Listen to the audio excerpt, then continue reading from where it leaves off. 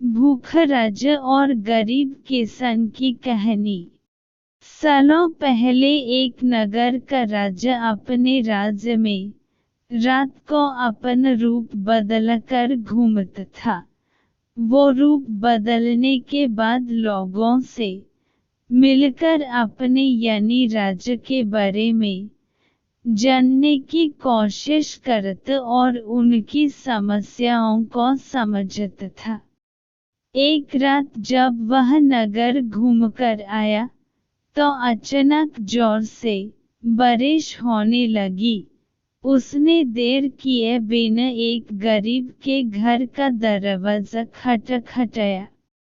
राजा के दरवाजा खटखटाने के बाद घर से एक व्यक्ति निकला।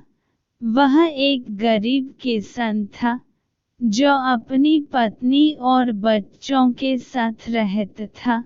बारिश तेज थी तो किसान ने राजा को अंदर आने के लिए कहा। राजा ने घर में जाने के बाद पूछा, क्या आप मुझे कुछ खिला सकते हैं? मुझे बहुत तेज भूख लगी है। वो गरीब किसान और उसका परिवार 3 दिनों से भूखा था और उसके घर में एक भी दाना अन्न का नहीं था।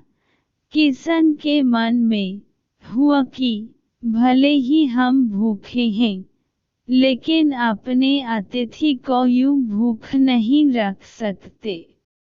अब किसान ये सोचकर बेचैन हो गए कि अपने अतिथि का पेट कैसे भर जाए। तभी उसने घर के सामने वाली दुकान से चावल चुराने की तरकीब सोची।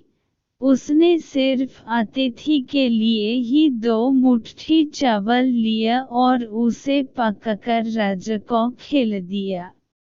तब तक बारिश रुक गई थी और राजा अपने घर चला गया। दूसरे दिन दुकान का मालिक अनाज की चोरी की शिकायत लेकर राजा के पास पहुंचा। राजा ने दुकान के मालिक और उस गरीब किसान को अपनी सभा में प्रस्तुत होने का आदेश दिया। सबसे पहले सभा में पहुंचे किसान ने राजा के सामने जाकर अपनी चोरी का इल्जाम कबूल कर लिया और बीती हुई रात की पूरी बात राजा को बता दी। किसान राजा से कहता है कि मैंने चोरी की, लेकिन मेरे परिवार ने उस अनाज का एक निवाला भी नहीं खाया। गरीब किसान की बातें सुनकर राजा बहुत दुखी हुआ और उसने किसान को बताया कि अतिथि के रूप में मैं स्वयं तुम्हारे घर आया था। इसके बाद राजा ने सभा में पहुंचे दुकानदार से पूछा कि क्या आपने अपने पड़ोसी को चोरी करते हुए देखा था? दुकानदार ने जवाब दिया कि हाँ, मैंने इसे रात में चोरी करते हुए देखा था।